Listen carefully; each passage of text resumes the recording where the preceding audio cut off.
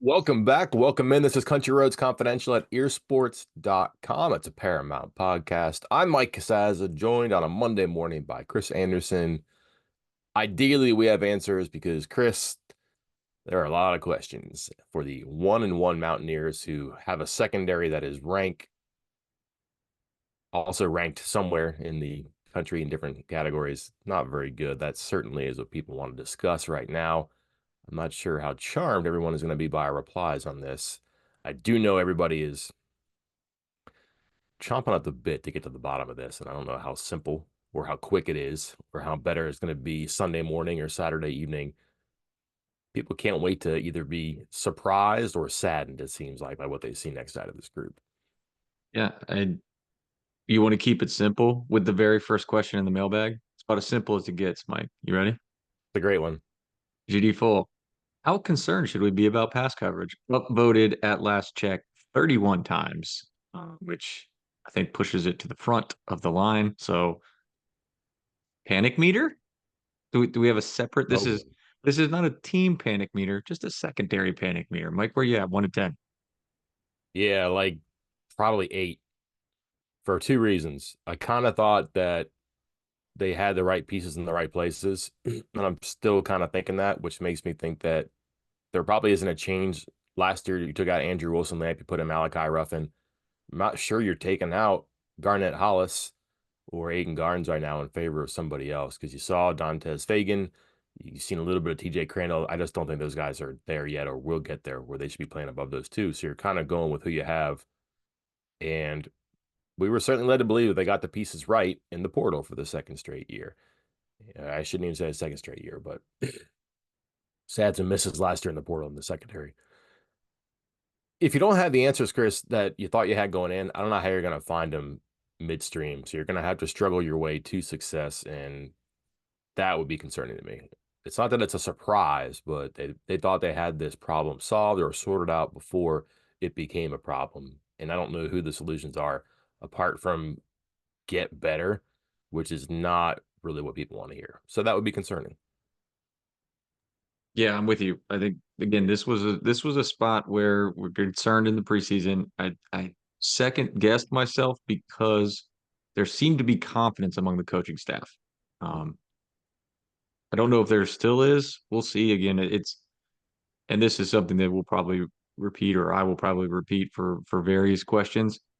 It's really hard to get a gauge on what's going on because with at least other parts of this team, because you played a top 10 team in a season opener where you obviously didn't play well, and then you play an FCS opponent. So there's no, when you try to gauge yourself, you're trying to gauge yourself against equal competition. And hate to break it to a lot of people out there, but West Virginia is not a top 10 team, but they're also much better than FCS opponents. So how do you really truly gauge where they stand here? What again, but it's different, I feel like, for the secondary because even that FCS team looked like they had very few issues trying to get the ball downfield, getting guys open. Receivers were making plays. FCS receivers were making plays over West Virginia's FBS defensive backs. That's the most concerning thing. Again, we harp on the one-on-ones, the 1v1s, winning your 1v1s. West Virginia's players in the secondary were not winning those 1v1s. And you look at some of the movement around back there, trying different guys. Again, hey, all right, Hollis doesn't work. Try, or Barnes doesn't work. Try Fagan. Nope, that's not working. Try Spells. He was fine, but still coming back from injury. So who knows? Secondary, they're moving different pieces, moving guys at different spots. They're bringing guys over from offense, and still not an answer. Again, that was my big takeaway when we were like, hey, is this Rodney Gallagher stuff for real on defense? When we talked about it before the season, I said my biggest concern is are they really at that point that they need to do this? Why do they need to do that? Why do they need to bring a wide receiver over to play nickelback? It doesn't make any sense to me. And well, it does make sense if things are that bad in the secondary, and maybe maybe they just are. So your panic meter 1 to 10, you said 8. I'm right there with you with an 8 because I don't know what changes um, you can really truly make that are going to make some kind of big difference back there. And I think there needs to be a big difference for this team to be a contender. Yeah. And who are you putting in? Like, who's your Malachi Ruffin? And, like Keyshawn Cobb and Lance Dixon played a lot last year in the second game. your spear, your kind of Cobb was kind of like your nickel, your extra defensive back, miscast. Those guys went away for different reasons, injury and effective play. Who are you taking off the board here? Are you taking, Jaheim Joseph off the board and Garnett Hollis off the board? And like that's what I'm saying. Just those are your better players. They're supposed to be. They're brought in to be better players. And if that's not right and you're wrong, it's fine. But who or what is next? That's why the concern is so high, because that you kind of thought they had the pieces in the right place, and maybe they don't, but maybe they do, and they have to struggle through it. Next question's from BNWVU 72. He does ask, is there enough talent to be average in the secondary? And if there is being just average enough to make a run in the Big 12 when we won't really see a team that has an elite passing game outside of maybe Arizona? Good question. You're going to have to supplement it by like high above average offense. Complimentary. That's, again, probably a lazy take, but it's true. You're going to get in shootouts. You had an elite offense. This is not the same. You had an elite offense in 2012, a bad defense. Um, that offense was so good, it could probably won them some games and some shootouts that they wouldn't have otherwise won. I don't know this is that, but like if this defense is going to be below average, not quite, what did he say? Okay, mediocre. If it's not going to be like that, one, it's probably worse than that because you mentioned you're not seeing a lot of like wild passing offenses. I think there's probably some underrated aspect there. There probably are some good passing offenses. Um, but your offense is going to have to be that much better to help you get to 8 or 9 wins in spite of a defense that could hold you back otherwise. So there's depth, there's talent there. There's no doubt there's talent there. Everybody was really high in the same group 2 weeks ago. People haven't changed or performance has. Some of that might be eye-opening, and you can answer those questions behind closed doors and in meetings and try to fix things. And if it's simply just like turn their head around and get the ball, that's not really like a hard habit to break. It's a hard habit to accept. It's not a hard habit to break. So it's there, but the offense is going to have to be better than it was the first game. And I would say is asking a lot to be as efficient as it was in the second game, but it was certainly going the right direction Saturday. I like your answers to the other parts. I won't just double down with you there. But the other part is, do you agree with the idea that there is only one good passing offense remaining on the schedule? I'll list them off for you. Pitt. I would don't sleep on Pitt. Oh, I'm oh, not I'm not okay. ready to dismiss that yet. That quarterback looks like he's a big upgrade over what West Virginia saw last year. He's not going to be playing tight end in a couple weeks. Mumfield's back as a big physical receiver. They had a receiver who was over 100 yards the first game and just didn't get a catch last week. They have two good tight ends. The running back's not going to be 100 both games, but he's been a receiver in both games, and that would kind of cause you some trouble there. I think there's a chance they could have a good passing game as soon as Saturday, if not already. But that's one I'd watch for sure. I wouldn't dismiss that because it's Pitt. But go on. No, to your point, 635 yards and 6 touchdowns in 2 games. Yeah. So again, was it Kent State and Cincinnati? So okay, but it, in case you haven't taken it from our discussion here, West Virginia is not exactly bringing over the was that Legion of Boom from the Seattle Seahawks days. So it wouldn't surprise me if Pitt threw for 300 yards on Saturday either. Um, but Pitt, Kansas, no, I mean that's more of a run Can. offense. So can't. But Oklahoma State, that's Mm, usually Ollie Gordon, but they had to sling the ball around a little bit the other day. mm. Iowa State, they got going with the passing game at the end of last year, but I haven't seen it outside of that. Like before the end of last year and so far this year, I haven't really seen it. Kansas State, no. Arizona, yes, as long as they're not playing Northern Arizona, apparently. Cincinnati, no. Baylor, no. UCF, that's a run first. I mean, that's explosive offense. I would lean more towards run, but it's Yeah. explosive. Texas Tech looks absolutely terrible this year, like horrendous. So That quarterback situation is bad too. yeah, Like he's not healthy, you can tell. I wonder, and they don't have a fix there. To go to your two run offenses, Chris, Kansas and UCF, those are the ones that do give you concern though, because so much of their like Kansas' passing offense with Nicky was kind of underrated. When Daniels couldn't run, when he wasn't as effective and they're trying to keep him healthy, they pass the ball very well. They had almost 500 yards in a bowl game once. And UCF, obviously, that's kind of your Gus Malzahn offense. They're not, air raid four wide, hustle and throw it passing offenses. They do get you in trouble with the stuff that West Virginia seems to get in trouble with, which is communication, window dressing, eye candy, whatever you want to say. Like those are the things that can get you. And yeah, maybe that's not a 300-yard passing offense every game, but maybe they complete 10 passes for 280 yards, and then they also run for 200 yards. That's the stuff that worries you. Like, is there a great drop back and throw it team, like a Heisman Trophy quarterback, a Biletnikoff winner? There might be a Biletnikoff winner. We'll see. I don't know that there's like that top five passing offense that makes you, oh man, remember that team from 2024? Probably not. There are certainly teams that can do damage. And then the other thing is that West Virginia's defense is like the tide that raises all boats right now on the offensive side. So it could be that West Virginia makes you right sometimes too. So I definitely would not cross off teams just because they haven't or don't have it. And I would consider that West Virginia could be a facilitator of some of that success, provided they don't figure things out. If they don't figure things out, leads us right into the next question from Mid Blues. Is there any way other than Neil Brown not being head coach that would cause Jordan Leslie to not be the defensive coordinator? Well, Leslie's been close to getting a head coaching job before. Maybe that happens. I don't know. I just think he believes in what they're doing. And this is the first time they've done this positionless defensive coordinator, defenseless. um, so there might be some period of adjustment there too. I don't know. And again, like I knew they were going to say this Saturday night, but they were extremely plain.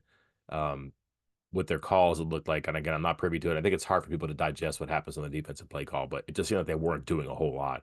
Up front, hard to tell at linebacker. Secondary, probably a small number of coverages and pretty simple stuff. Probably, I don't know how much man or zone they played. It seemed like a lot of running with receivers, which may be good. Trouble is you run after them sometimes too, which isn't good. I knew they were going to say that, oh, we didn't show a whole lot. We were vanilla. That's what they did last year. And then they got a little bit better last year. They ditched some things. They changed what they were doing specifically before the snap, if I remember correctly, Chris. And I know you wrote and talked about this more than I did, but I just wonder if they were doing something like that again early in the season. And I'm not saying you see a new defense or even new personnel, but you might just see people who behind the scenes have been practicing things that are better. Why that can't happen during the game, don't know. But I knew they were going to say that, and they did, sure enough. Yeah, to the point about, I think the question is trying to get to the point of will Neil Brown fire somebody? I believe was the subliminal message. That was not so subliminal. But I broke this down the other day when I went through the coaching changes that have happened, the assistant coaching changes that have happened at West Virginia under Neil Brown. And the defensive side of the ball, outside of Vic Koenig, which is obviously a unique situation, all of the changes on the defensive side have basically been, let's say, the assistant's choice. Like they're getting a promotion somewhere else. They're going somewhere else to get a promotion. Blake Seiler goes from, linebackers coach at West Virginia to defensive coordinator at Old Dominion. Dante Wright, safeties coach to defensive coordinator at Troy, et cetera, et cetera, et cetera. He is not afraid, though, to make changes, especially at positions that he knows. Like he's made the changes at wide receivers coach. He's made the changes at offensive coordinator. He's gently suggested um, certain assistants go take a new job. Somebody can probably FOIA the financials, but I think West Virginia might have paid for Xavier Dye's plane ticket down to USF when he took that job. Um, that kind of stuff. So I do wonder how much of it. My point here is, I wonder how much of this is the spots that he knows, that Neil Brown knows. Wide receivers coach. It's a position he played in college. It is a position he's coached. Offensive coordinator, quarterback. Those are spots he knows and has coached before, and he seems more willing and able to make moves there. And on defense, I think, like you said, he trusts these guys. He said, hey, I've never been a defensive coordinator. Hey, I've never coached defense. I'm going to put my hands in the people that I trust to make those kind of decisions. So I do think he's probably a little slower to make changes as far as personnel on that side of the ball, leaving it up to the people he trusts, which at some point you have to do when you're a head coach. You have to let other people make some decisions for you, and then you go from there. Don't forget too, he kind of fired himself during the 21 season, remember when Kirk Soraka was suddenly on the sideline as an analyst and everybody's like, no, he wasn't, even though he was, and he was calling plays and like they were denying it, even though everybody saw it. And like someone from the athletic department called me and said that was a mess, the press conference. Let me tell you what actually happened. Like that happened during the season. So he made a change and involved himself. He fired himself, in between the 22 and 23 seasons when they brought in Graham Harrell. He pretty much fired Harrell during the 23 season and put himself back in charge. I think when the ship is taken on water, he's smart enough to know. But what's unique about those spots, Chris, is that it's offense. They have they've had some changes on defense as to what they've done, but who has done it, who has called it, haven't seen that. I just think that if he's in trouble, like let's check in again Saturday afternoon trouble, that's gonna have to continue a little bit. But I think that um it's not impossible that he would make a change, even if it's a quiet one where, maybe Leslie isn't calling the plays anymore. Maybe it's Jeff Kuhn, something like that. I think that that's certainly within his reasonable reactions to getting like in a cornered at some point by his win-loss record this season. Done it before. All right, Mike, we're trying something new here today with the Team Ticker question of the week, Mm. brought to you by Team Ticker. You can see for those watching on YouTube or watching this podcast, Team Ticker right over my shoulder. It's really Uh, distracting. Distracting because it's wildly good looking and Yeah. useful in your man cave, Mike. Is that what you Yeah. mean? There's a lot going The on. There's a top 25 women's basketball ranking. There's a countdown to the start of men's basketball season. Like this is pretty cool. Yeah. Team Ticker is the one of a kind sports sign for Mountaineer fans. It's a combination of design and function, gives you an entertaining, creative way to display your team pride while providing a unique connection to your favorite team. Whether it's football, men's and women's basketball, baseball, or soccer, Team Ticker has you covered. Never miss a game, as the high tech retro display provides a countdown to the next big game, as well as daily updates of the latest team news, stats, schedules, standings, and much more. Using the content control section of the mobile app allows you to control the sports you see, and the remote control function allows you to jump directly to any section of the content. Now showing live score updates for the top 25 teams, as Mike just noted, and it plays the fight song at the start of every game. Be prepared for that. It will wake you up. So watch out for that. The companion mobile app and easy to hang design will have you up and running in minutes. Includes LED light backlighting and mobile on-off control. Each sign is officially licensed, meeting high quality standards, and is assembled by hand in the USA. Team Ticker is the ultimate upgrade to your Mountaineer sports collection. Once you hang it on your wall, it's going to be the talk of all your fellow West Virginia fans and distract your favorite podcasters. If you're looking for that one eye-catching item to showcase your team pride or gift for that special Mountaineer fan, go to teamticker.com and pick up your team ticker today. That is, if you don't win one, because we are going to do a giveaway over at earsports.com. I will give out the details later. Make sure you are following us on Facebook for that, because that's what it's going to be through. And we will send one of these to one lucky winner completely free of charge. If you don't win that, go to teamticker.com and get one yourself. Mike, are you ready for the Team Ticker question of the week? Hit me. I'm ready. I know you're going to love this one. You're really going to love this one. Preston County, or Preston Co. asks, should we cancel the Alabama series? Asking for some friends. Man. I I Did I you think it's touch on on the this in the table, three but I think things? it would be Alabama. I did, yeah. I think it's on the table, but I think it'd be Alabama that does it. It's probably just the way things go right now. It'd be a heck of a look for West Virginia to be the team that can't start 1-0 to just manufacture a win and spend 2 million bucks to do it because it would cost them 2 million bucks to get out of it. That's the buyout in the contract. They might if West Virginia is looking to do this, it might get moved a little bit forward because Alabama might go to 9 SEC games. If that's the case, and there are indications that could happen, if Alabama has to play 9 in the SEC, everybody has to play 9 in the SEC, we are going to have the uneven home and road schedule where you have 5 conference games at home one year and then 4 the next. If you look at the schedules, Alabama has 2 Power Fives each year, one at home, one on the road. I think it's West Virginia and Florida State, and then Ohio State and West Virginia. If it turns out that West Virginia is the home team in the year that Alabama has the 5 SEC road games, they're probably going to try to make that disappear because they want to have the extra home game. If it's the other way around, then maybe they make Florida State and Ohio State disappear. The thing is, like, I don't think that Alabama is going to make Ohio State disappear. I think that's a huge matchup. It's a huge matchup. So this is certainly maybe like disposable is too strong of a word, but it's a mobile opponent on the Alabama schedules. And I don't have I mean, I'm probably talking to West Virginia people who don't want to let this out of the bag. It's not my sense right now they're trying to do it. I don't think they've even heard a lot of whispers. It's also not unusual for schools to talk to each other. And just one example being if the Big 12 comes to West Virginia and says, "Hey, we can get you and we can get you in Utah on a Saturday night game on Fox, second week of the season. What do you think?" Well, I'm sorry, we're playing Alabama. First week of the season. Oh, I'm sorry, we're playing Alabama. Yeah, but we can actually get you, like, you can make that happen. Well, then you have to talk to Alabama. Can you make it happen? Is there a mutual open week later in the season? I think that there's a double open week in one of those two seasons. I'm not sure. Don't hold me to that. Um, there's probably a reason they can communicate. I just don't think that West Virginia has gone with a $2 million check and told Alabama, we'd like to buy out of this game because we can't get to a 1-0 start. That seems weird to me, especially in an era now, Chris, where what have we been told? You don't have to win your non-conference games to accentuate your season. You just have to win the Big 12.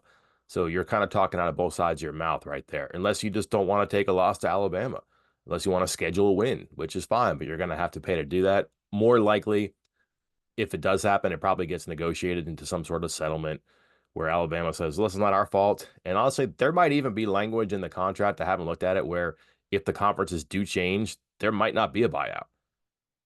That's when realignment was happening and teams were trying to schedule stuff.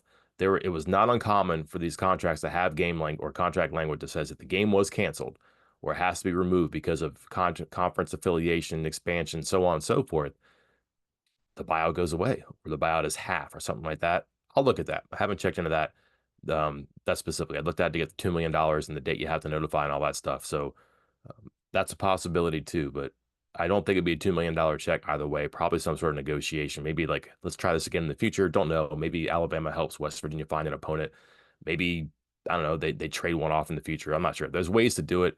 I don't think that West Virginia's writing a $2 million check and saying, please, can we get out of the series? And we do one sponsored read and Mike goes right to realignment. Kudos. Yeah, Kudos, buddy. Good play the job. hits. Now, here's the question, Jake, though, Chris. Here to answer the yep. question. Do they play it? Do they want to play it? What do you think? I think no. I mean, I Okay. think it, it for a few different reasons, but I truly believe it is wearing on Neil Brown, wearing on the athletic department, wearing on Ren Baker, wearing on WVU fans of starting 0-1 every year. Just like nobody else is doing this. No one else is calling in college football has lined up. I mean, yes, there are other games, marquee non-conference games being played. Obviously, Michigan, Texas this past weekend, um, LSU getting in like week one game as well. But no one's doing it as consistently as West Virginia has in the last few years. So there's no reason for West Virginia to keep doing this. Uh, Me personally, I like to see good football teams play good football teams, but I wholeheartedly understand why West Virginia would want out of that series. So it's not fun. It's not the fun answer. Nobody really truly enjoys, um, you know, West Virginia beating up on an FCS team by 40. But it's probably the right answer. Fair enough. JCart 304 says, speaking of watching FCS blowouts, he says, we covered the spread and almost hit the over ourselves. Why does 49-14 feel so not encouraging? Would just seeing the final score and not watching the game have made you feel better? Yeah. Yeah, right. Like Yes. if The we answer is said yes. 49-14 beforehand with no other context, West Virginia beats Albany 49-14, you're saying what? Business as usual? Moving Yeah, I'm on? saying, well, I'd be like, wow, did you have a quarterback complete 75% of his passes and two running backs go over 100 yards? Something like that, right? Which is what happened. So to the point, yeah, if you don't watch the game, great Saturday for West Virginia. Um, Next question. eBear25. Can you compare what the Spear has done in the past versus this year? I think we had visions of Burks being Tyke Smith, but we don't even know if he's on the field Is he quietly doing his job, or are we wasting talent somewhere that is not schemed for his abilities? They haven't unleashed like the full Burks where we were told he was going to be a great blitzer. And I just think about what like the difference that Marcus Floyd made last year when he was the spear, and he was a real factor coming around the corner, blitzing and getting after quarterbacks. Haven't seen a ton, if any, of that really from Burks. It's been average play. I don't think he's been the root of their problems all the time. I know he had the bad cover two play. He was actually the culprit, I think, on that long pass play by Penn State at the end of the first half, where I'm trying to think of all these gaffes have kind of come together in one cloud. But what they say that he should have been on the hash and cover two and he wasn't. And it's a one-on-one play where he does get mugged a little bit, maybe a lot of it. That's really the only time I can remember him going, oh man, Burks, well, what happened there? What has it done in the past? I mean, it's just kind of like your out in space defender, hybrid, supposed to be good against the run, has been a blitzer. I couldn't say it's been different. It's just that it hasn't been effective. Um, let's be serious though. Like, what's great spear play in the past 5 seasons? It's not like the same question note for note, but like, what's great spur slash bandit play? And you can remember like singular instances where the spur bandit was like, oh my gosh, Jared Bartlett against Virginia Tech. It's been that small of a sample. The spear is out there all the time. Starter, package player, all that. Sometimes the identity changes because you're trying to get a matchup. I can't remember being like, wow, what a great year by the spear. So it's like it kind of holds different levels together a little bit, if that makes sense. You know, you're a secondary guy who can play the run. You're a safety who can drop back and cover the passes. There's just different things they do. It's a good glue guy, I guess. It's a jack of all trades, master of a couple, and Burks is that.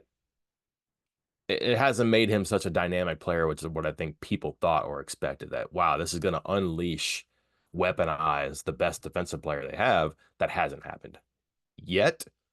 This won't happen. Don't know. But yeah, no, it hasn't been some revelation for sure. Yeah, and maybe the answer to this question is the answer to the entire issue with the defense because in year one, again, this was under Koenig, but this bandit slash spur was the most important player on the defense, most important player on the field. Mm. And what I think you mentioned the Jarrett Bartlett versus Virginia Tech game, and I think that covers half of the amazing games at that position over the last 5 years. Hmm. Um, and to your point on that, and with Spur or Spear, excuse me, you better stop changing these names. Um, Spear, I'm with you. Like you asked me who was the amazing Spear over the last few years, and I'm thinking in my head, I'm like, didn't they do like a rotation one year, and then like another year it was kind of okay, and then Tyke Smith was there one year, kind of yeah, and like two of the positions that are considered like most vital or like the kind of sneaky, most important part is are I don't want to say are almost non-factors like half of the time.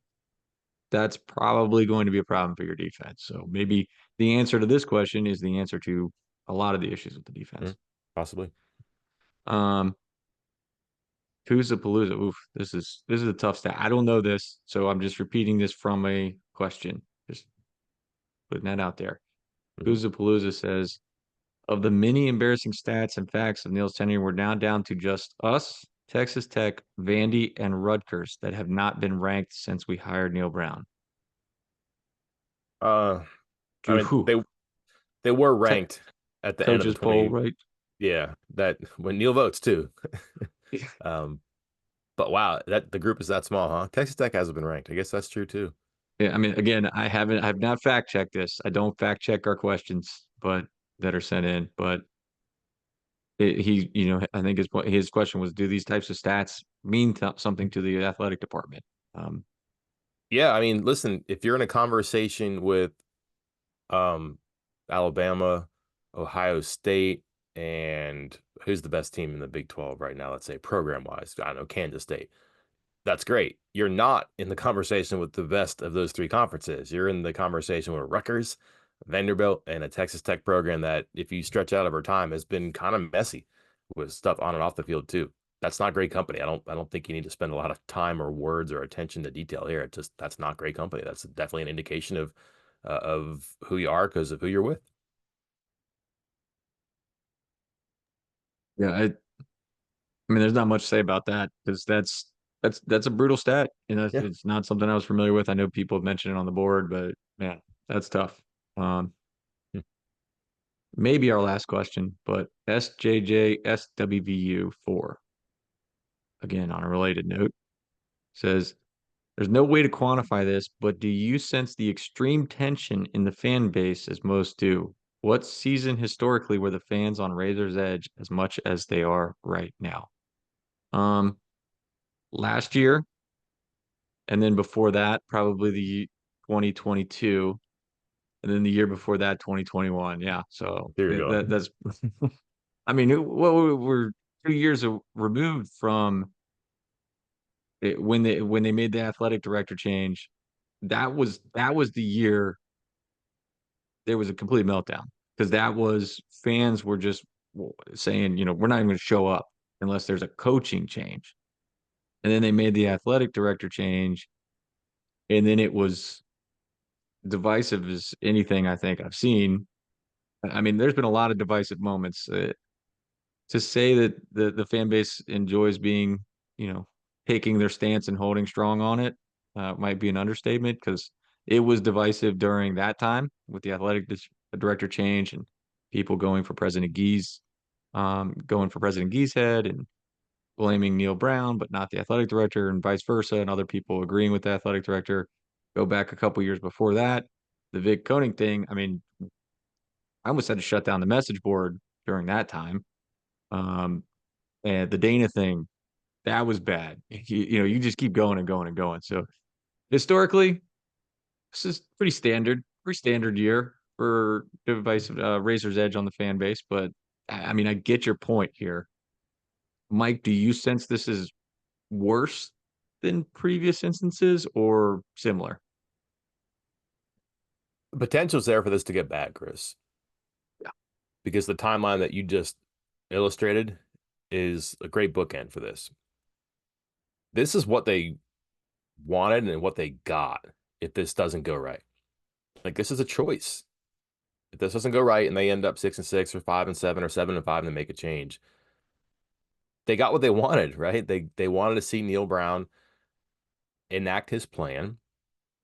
And I think a lot of people were wondering, okay, well, it's going to be a better, flashier, more productive operation. And it wasn't. It was just going to be a successful operation. It was going to do the same things. It was just going to succeed.